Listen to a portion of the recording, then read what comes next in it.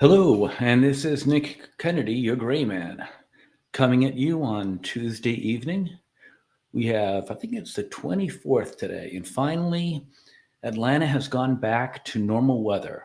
I'm glad to say we got into the 60s today. It might have been even the mid 60s, and it looks like it's going to be that way for the next week or so. So it's good to know all that cold weather, which was unseasonable, has gone back north where it belongs. Hope we don't see it again anytime soon.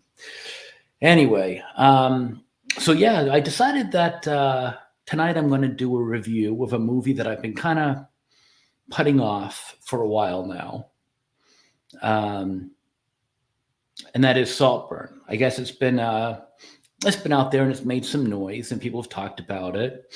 I looked at it, and to be honest with you, it's not really something that would have appealed to me. But doing these reviews, I thought that maybe I owe it to people to give a review of something that people are talking about.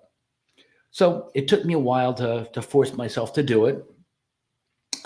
First off, let me say that a lot of times in my experience in movies, and it goes way back, names matter. And to me, just the name Saltburn. I mean, it is, by the way, the name of an estate in the movie where a lot of the action takes place. So that's where the name comes from. But it just doesn't sound like a name that would grip you. Um, Through the years, a lot of times, a movie title will come out, and it just won't hit. And sometimes, despite the bad name, a movie will hit. I'll give you a good example.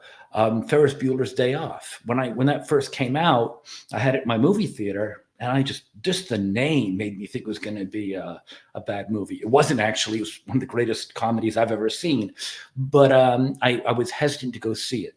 And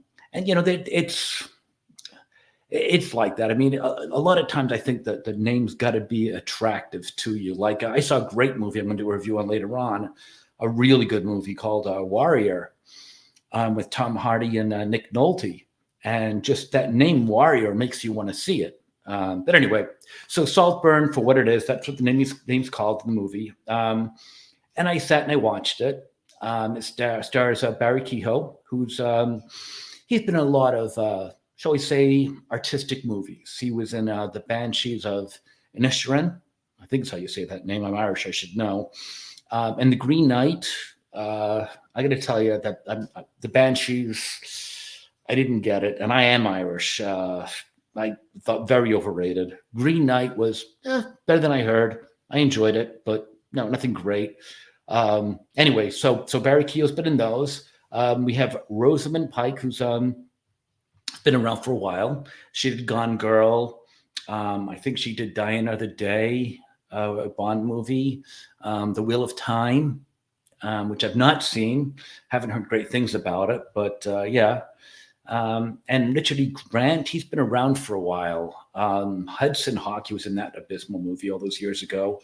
And also Gosford Park. A couple of people here who try to do what considered to be kind of artistic movies, art house movies. And a newcomer, Jacob Elordi, who I guess is new. I think he's in that show Euphoria, which I have not seen.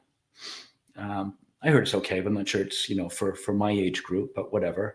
And the acting, for the most part, I thought really did a good job. I mean, you got some accomplished actors. Everyone but Jacob, for the most part, has gotten a pretty decent resume. And he did a fine job. Everyone did. I have no complaints about the acting whatsoever. It was fine. I guess my problem is, you can probably guess, I wasn't crazy about the movie.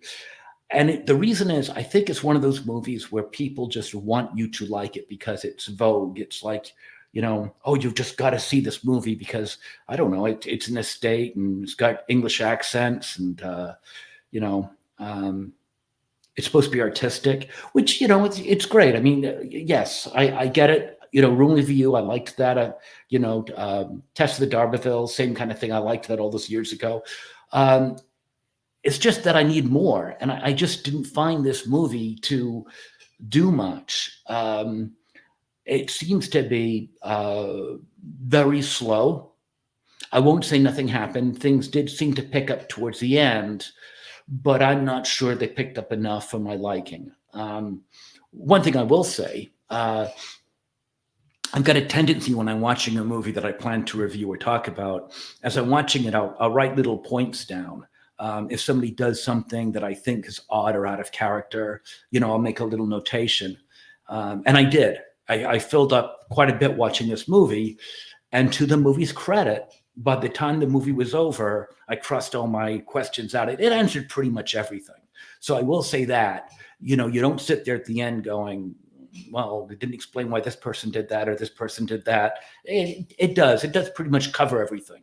So if you find yourself a little bit scratching your head, hang in there till the end. I think it'll answer pretty much everything you want. It does move very slowly, without any question. So you're not watching something like Speed or Pulp Fiction where it's like a roller coaster.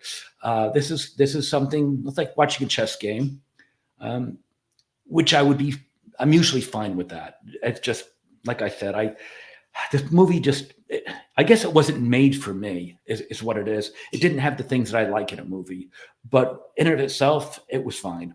I do know that with about half an hour left, I was still kind of scratching my head over a few things. So that's always nice. You can't really see where it's going to go. I will say that I think they could have done this in a shorter time. I will also say that they spent an awful lot of effort and time in trying to be strange. The theme is basically two, I guess, schoolboys, you'd call them. I think they're either young in college or maybe in high school. I'm not really sure. Maybe it's college. I would say maybe it is college, young college. But anyway, they become friends, and the one well-off boy takes the other one home for the summer vacation. Which my brother, when he used to go to college, occasionally he'd bring a friend home. Nothing weird there. But the family's a little strange, and I think the guy's a little strange. And there's things that happen, and they try to shock you a couple of times. And that's pretty much it without giving away any spoilers. But it's just basically a friendship of two guys in school, and they go home for a summer vacation and they stay with the family, and the family's a little off center, as is as the boy that goes there. I gotta say though that I think they tried a little too hard to shock. There's a couple of scenes there that you don't see that often, no doubt about that. But you know, hey, I've watched David Lynch my entire life. I mean, this has got nothing on that. There's nothing here that really shocked me, to be honest with you. There's a few things I'd go, okay, that's a little strange. But I mean, families are strange. You know, um, hey, anyone who came to one of my family's, Christmas Eve festivities when I was growing up, boy, they would have seemed strange. So yeah, I mean, it takes a lot to shock me. So yeah, there were some things here that made me go, but I think they kind of wanted to blow me away, and it didn't. It just merely was kind of like, okay, that's something you don't see that often. And I think this is specifically a burial scene that I think people are talking about. If you haven't heard about the controversy, you need to get out more because people are talking about it. And I was looking for it, and when it happened, I was like, okay, yeah, you don't see that all the time, but I don't know. It didn't change my life. A few other things that I would like to say, but I don't want to give anything away, is that there was some themes in here that I thought were built on a house of cards, meaning that, for A to happen, B, C, and D have to happen. So And I kind of said, well, yeah, that might be something that could happen, I suppose, but you're putting an awful lot of chance on that. I wouldn't want to, I would like to find Las Vegas's odds on all that happening. But regardless, getting the movie was fine. The acting was fine. I don't mean to make it sound like this movie was not a good movie. The direction was great. The acting was great. Um, all the way around. I mean, I have no complaints on a scale of 1 to 10. I'd give it like a 7 too. Um, it's just not a movie for me, to be completely honest. I need more. I need something going on. I need quicker action. I just kind of felt like I was watching a chess game, albeit a decent, good chess game. Um, but if they were just waiting for me to get blown away by being shocked, yeah, that didn't work. So we'll give it like a 7 out of 10. I am going to give a movie a review next, either today or tomorrow, on a movie that I did see that I really enjoyed, Warrior, that I mentioned earlier on. And that really was a great movie. I'll review that later. I wanted to do this movie because it's recent, and Warrior actually goes back to 2011. Somehow I missed it, and I stumbled across it last night, and I watched it for free. I think I watched it on Tubi for free. And boy, did it blow me away. I'll be doing a review of that too. There's nothing wrong with going back a few years to watch a free movie that you might have missed. But yeah, anyway, this is The Gray Man, Nick Kennedy. If you like what you heard, please like, subscribe, and share. Other than that, thanks for your time, and I hope it was good for you too. I'll talk to you later. Bye-bye.